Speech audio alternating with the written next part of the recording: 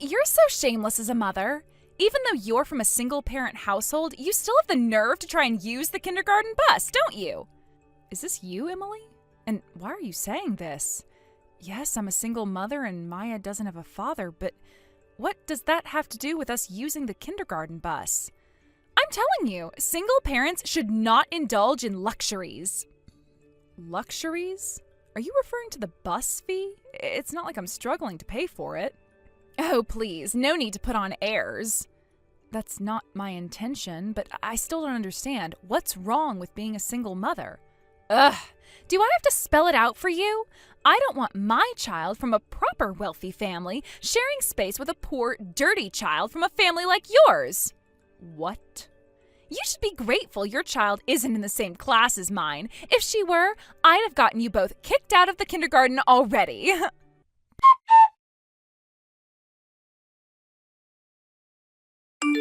Papa, the kindergarten bus passed by and left me again.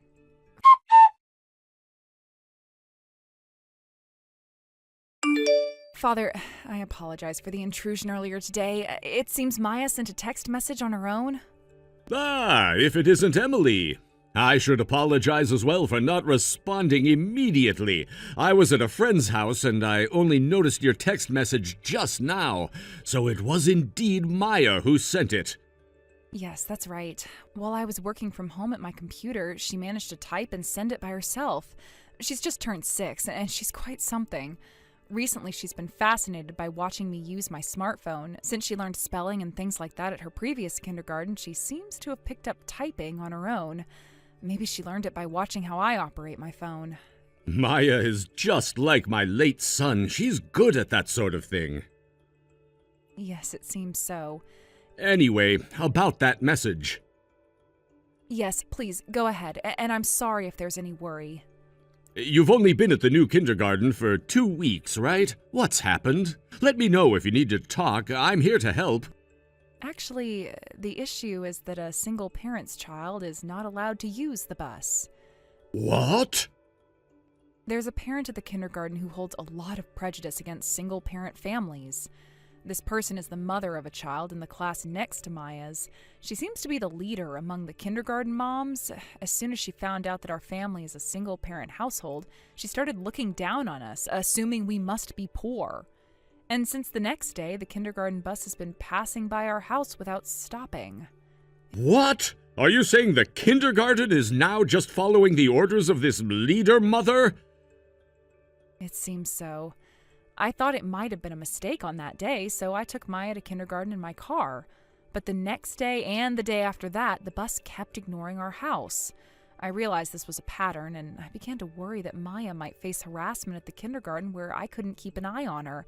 So I decided to keep her home today. I see. Do you know the name of this leader mother?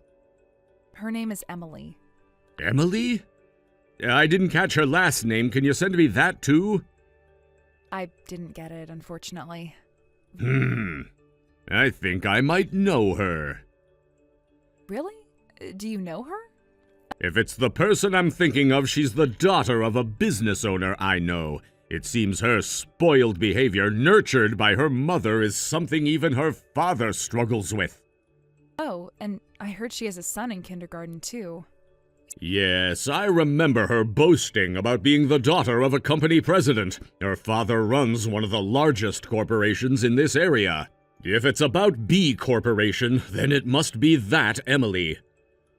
So, you know her? It seems so. I'll need to confirm this with my acquaintance directly.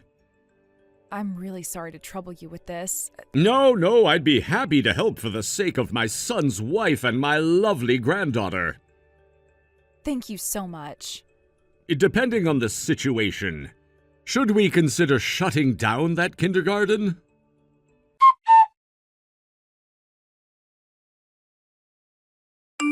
Could it be that your child hasn't been coming to kindergarten lately because you've run out of money for the tuition? So you're really struggling, aren't you?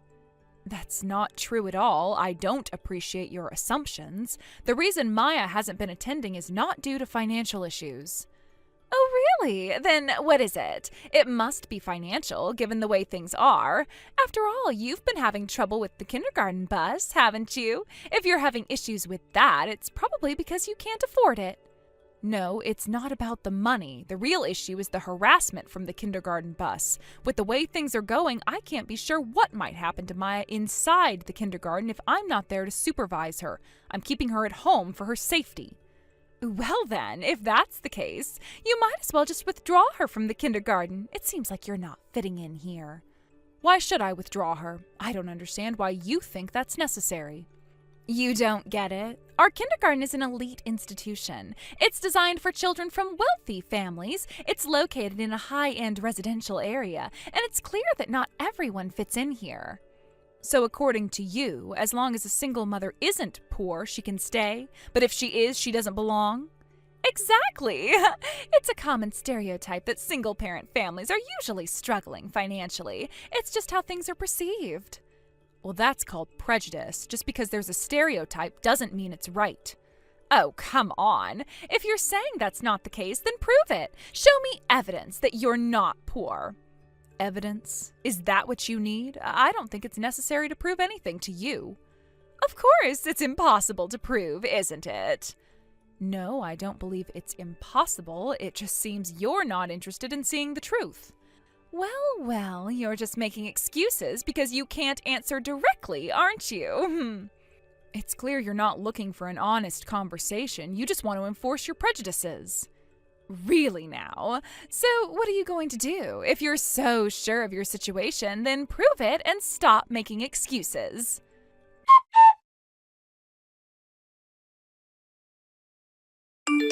Luna, good evening. How are you tonight?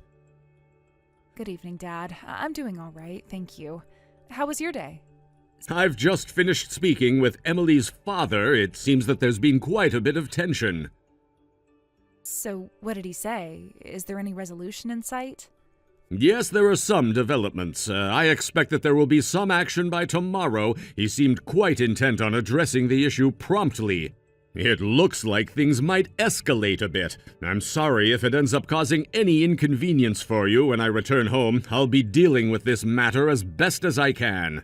If it turns into a bigger issue, don't feel like you have to handle it all by yourself. Feel free to delegate anything that needs to be handled to me. I want to make sure that this situation is resolved without causing you too much stress. Thank you very much for your consideration. I really appreciate it. I'll definitely rely on you if the situation worsens. Your support means a lot to me.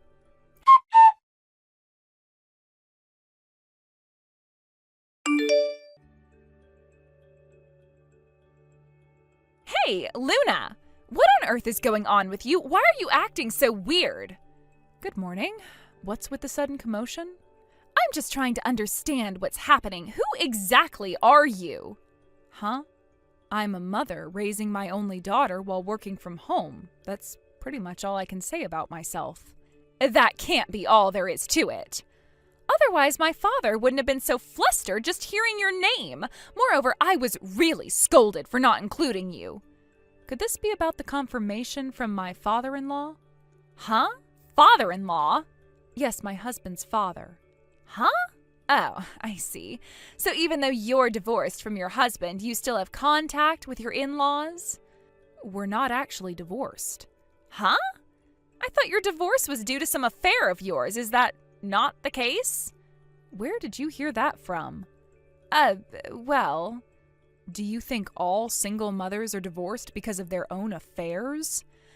No, not quite. At least that's not my case. Then what exactly is the situation? My husband passed away from illness 2 years ago. Oh. So my father-in-law still deeply cares about us who were left behind, especially Maya, who is both his granddaughter and a precious memory of his son. Whenever something comes up, he immediately offers advice and acts swiftly to resolve the issue. The reason Maya and I recently moved to this area, which is where my late husband was from, was also his strong wish. What's that about? Of course, I believe it's important not to become too financially dependent, so I work and manage to save several $1,000s each month. I find it quite unfair to be labeled as poor under these circumstances. What exactly is your father-in-law? He shares the same last name as me and is a well-known acquaintance with your father, holding significant influence in this area. Does that not clarify things? Same last name? If you say that, then it must be... wait a minute. No way. Is he the major landowner who owns numerous properties in this entire area? Yes, that's right. He's my father-in-law, Rick. He's also Maya's grandfather. You're kidding me! No, I'm not. I'm sorry for any confusion. I should have clarified this sooner. I didn't realize how much of an impact this would have. This is quite the revelation. My father-in-law holds a prominent position in the region. He's known for his extensive real estate holdings. Exactly! I had no idea! This changes everything! I understand. It's a lot to take in. I should have been more upfront about this. It's just... I never imagined that you were connected to someone so influential.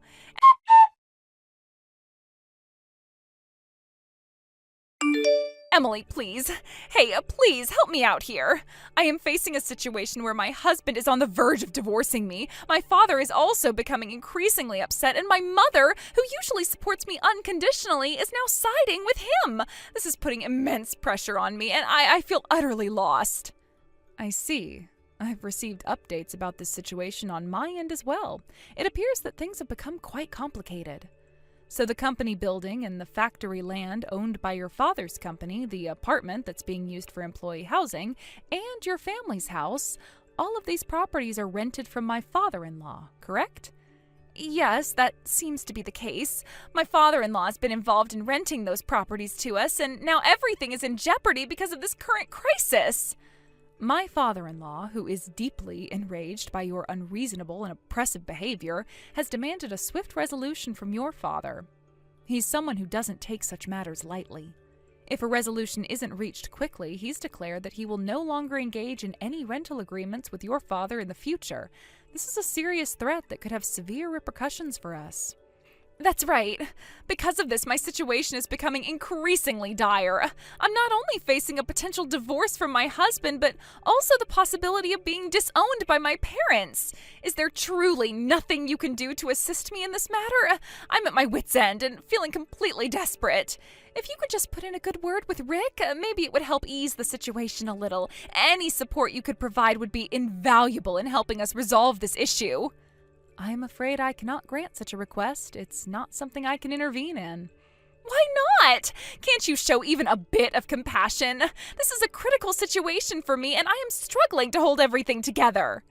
It seems you've forgotten entirely about the incident with the kindergarten bus. Huh?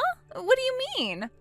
The way the kindergarten bus passed by my house without picking up the children was something that could only be orchestrated with significant involvement and coordination with the kindergarten itself. It was a deliberate act.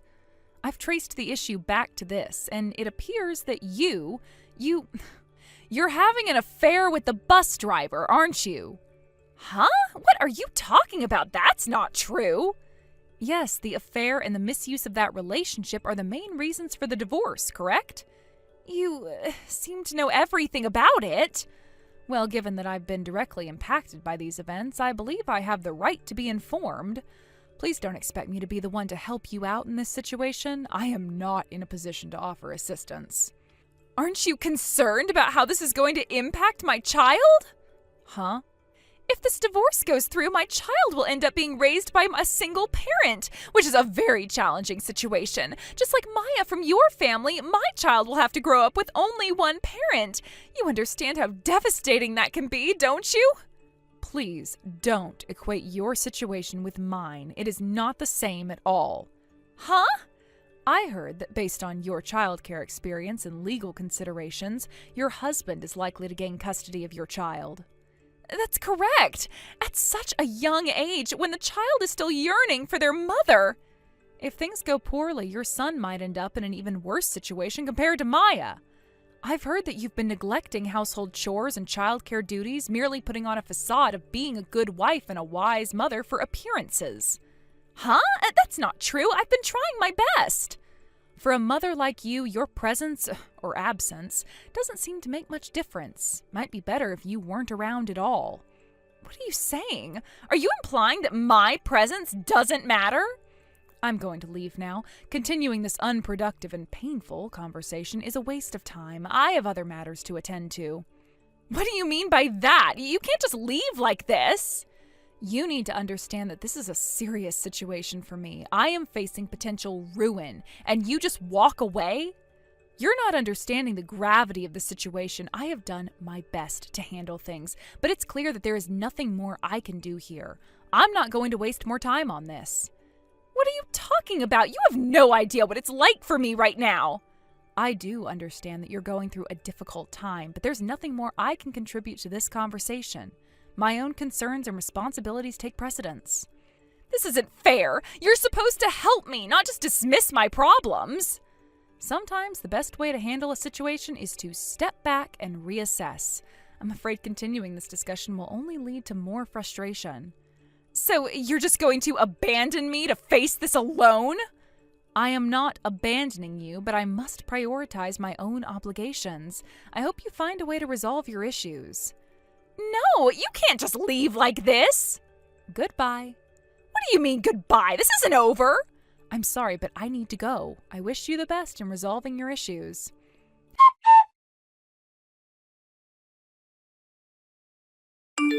Hello, Luna. Hello. Have you managed to calm down a bit since we last spoke? Yes, somewhat. It's been a challenging time, but I'm getting through it. That's good to hear. I've been quite relieved because the acting principal at the kindergarten is a very caring and competent person. It's reassuring to know that Maya's in good hands. Thanks to that, I've managed to make some supportive friends among the other parents. That's great news. It's wonderful to hear that you're settling in well and finding a supportive community. Yes, it is a relief. By the way, I heard that there'll be a change in the managing organization of the kindergarten starting next year? Oh yes, that's actually true. It's a significant change, but one that's necessary. We can't let the quality of the care and the environment for the children decline, especially in light of the recent issues we've faced. I see. So what's the plan for the transition? Well, following the recent concerns, the stakeholders had a series of discussions about how to address the issues and improve the situation. It was decided that my close friend's educational foundation, which operates several reputable schools, would take over the management of the kindergarten. Oh, that's reassuring. By the time the transfer happens, Maya will already be in elementary school, but it's good to know that the changes should help restore trust in addressing any concerns for future parents. Exactly. We're working hard to ensure that the transition is smooth and that the kindergarten continues to be a nurturing environment for the children. That's good to know.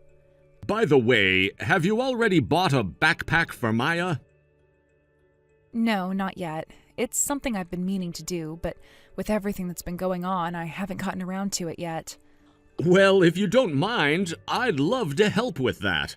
I understand your parents are planning to buy a study desk for her, so I thought I could take care of the backpack.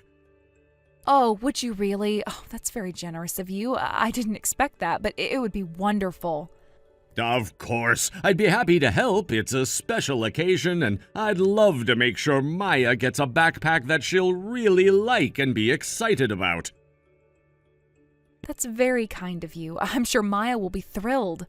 She has a special bond with you as her grandfather, so this gesture will mean a lot to her. Yes, I'm sure it will. How about we plan a day to go shopping together? We can pick out the backpack and spend some quality time together. That sounds like a great idea. I'd appreciate your company. It would be nice to make a day out of it and have some enjoyable time together. Absolutely. It'll be a fun outing, and I think Maya will enjoy it too. Let's set a date to go shopping and get everything ready for her.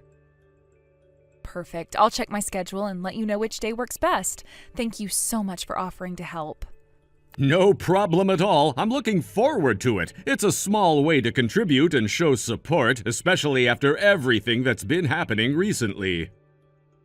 I agree. It's moments like these that remind us of the importance of family and supporting each other.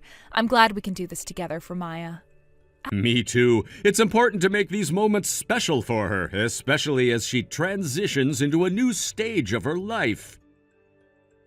Absolutely. I'm sure she'll appreciate the effort and care we're putting into this. It's all part of creating a positive environment for her as she grows. Definitely. It's also a way to show her that we're here for her and that we care deeply about her happiness and well-being. Yes, and I believe it will make a difference. She'll feel the love and support from all of us, and that's what truly matters. Agreed. So let's make sure to get everything done smoothly and enjoy the process. I'm looking forward to spending some time together and making this special for Maya. Me too. I'm confident that with your help, we'll make this a memorable and enjoyable experience for Maya. Absolutely. Let's make it a fun outing and ensure everything is perfect for her. Definitely. I'll make the necessary arrangements and get back to you with the details. Thanks again for your kindness and willingness to help. It's my pleasure. I'm happy to be able to support you and Maya. Let's make sure to create a wonderful experience for her. Indeed. I'm looking forward to it. It's important to create positive memories for Maya, and I'm glad we can do that together. Yes, and it's also a chance for us to bond and strengthen our family connections. I'm sure Maya will appreciate the effort we're putting into this. Absolutely. It's these kinds of moments that make a difference in her life and help her feel loved and valued. Exactly. So let's make the most of this opportunity and ensure that Maya has a great start with her new backpack and everything else. I couldn't agree more. I'll finalize the details and let you know soon. Thanks once again for being so supportive. No problem at all. I'm excited about our shopping trip and making this special for Maya. Me too. I'll see you soon and we'll make sure everything is perfect. Looking forward to it. See you soon. See you soon. Take care. You too. Goodbye for now. Goodbye.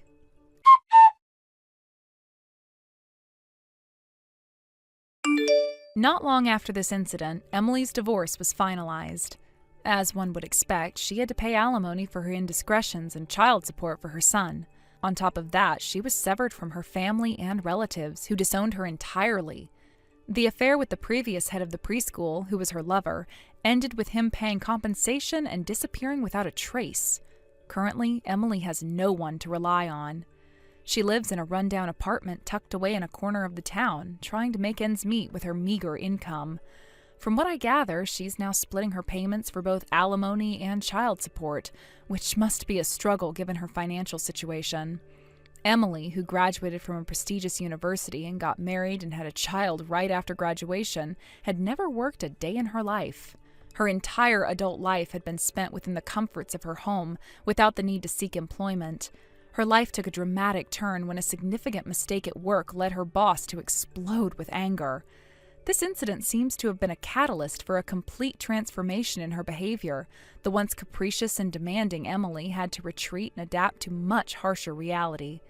The change in Emily was stark. Her once vibrant and confident demeanor had now turned into a shadow of its former self. In the workplace, she's become incredibly cautious, constantly walking on eggshells.